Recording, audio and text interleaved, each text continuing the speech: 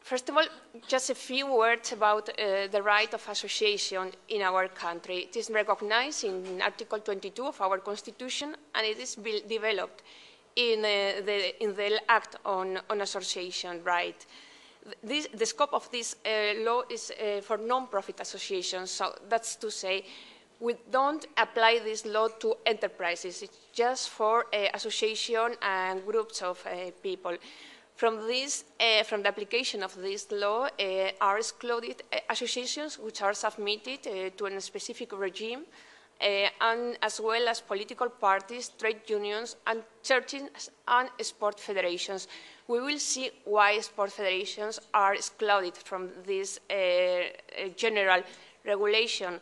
The reason is because they develop public functions, so they have a specific regime. The basic rules of this right is that everyone has the right to become a member of an association or to create it without previous authorization, either individuals or legal entities, both private and public. The organization within these associations must be democratic, and it is possible to register these associations to the sole effect of publicity. That means that an association is created in the moment that the group of people gather in order to constitute it, and the registration is only to guarantee effects in front of third people. We have these associations, general associations, can be registered either in the registry of the Ministry of Interior or in the registries of the autonomous communities. This was a general right of association. Now we are dealing with the sport associations. They are foreseen in Act of Sport. This is an act from 1919. And this act establishes 5 groups of associations. First of all, sport clubs, where we have elementary, basic, and sporting private companies. Secondly, national clubs groups. Thirdly, sport promotion entities, professional leagues, and sport federations. Sport clubs.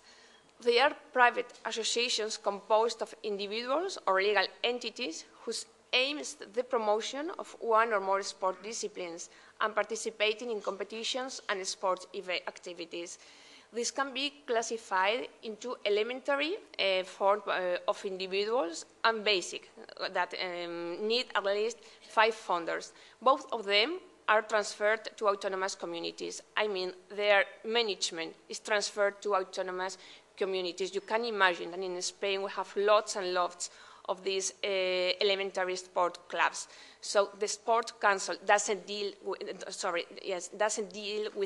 these elementary and sport and basic sport clubs. And then we have sport private companies. Sports clubs must be registered in the appropriate registry. That's to say, in the registry of their autonomous community, if the scope of this club is only one autonomous community, or in the Ministry of Interior, if its scope is wider than only one autonomous community.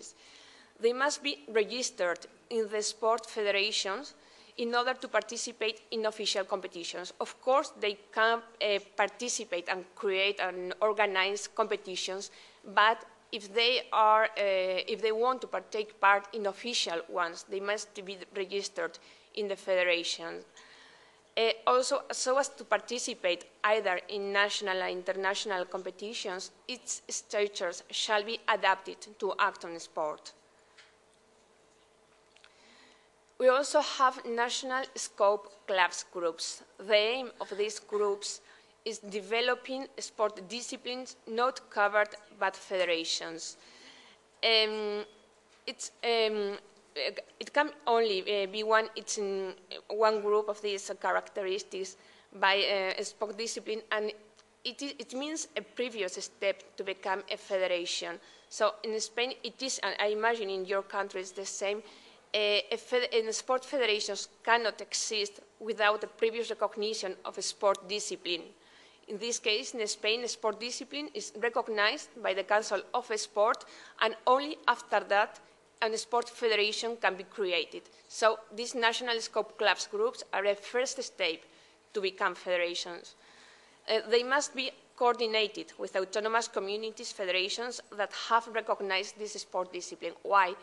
Because as sport is a competence for autonomous communities in our country, the autonomous communities can recognize a sport discipline in their territory. But maybe this sport discipline is not recognized in the whole national territory. So in these cases, there must be a coordination. It is also possible to, well, it's like that. The Council of Sport will revision the recognition of these national scope clubs groups each 3 years. National sport promotion entities, they are clubs associations whose sole aim is to promote and organize physical and sporting activities with recreational, educational, and social objectives. They have, the law establishes some requirements. First of all, they must have an organization in at least 6 autonomous communities with a minimum of 1,000 associations registered in those autonomous communities and 20,000 members. They are non-profit associations, their organization must be democratic, and their recognition must be revised each 4 years by the Council of Sport.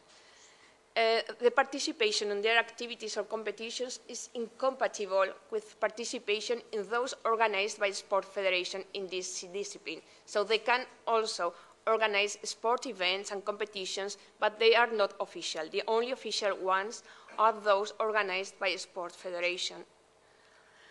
And now we have sport private companies. So clubs that participate in national professional official sport competitions have to become sport private companies. This is like that, with the exception of 4 clubs. In the moment when the Act on Sport was approved in 1990, they decided that those clubs who had a positive balance in their budget from the season 1985 to 1986 to up to 1990 could remain being clubs. That's to say, they were not forced to become sport private companies. So I will call them SAT, that is the short name we use in Spanish, it's easier. So they are ruled by general rules for private companies, plus specific regulations, as they are specific companies. They deal with the sport. They must be registered both in the Council of Sport registry and in the commercial registry, because they are private enterprises. Okay?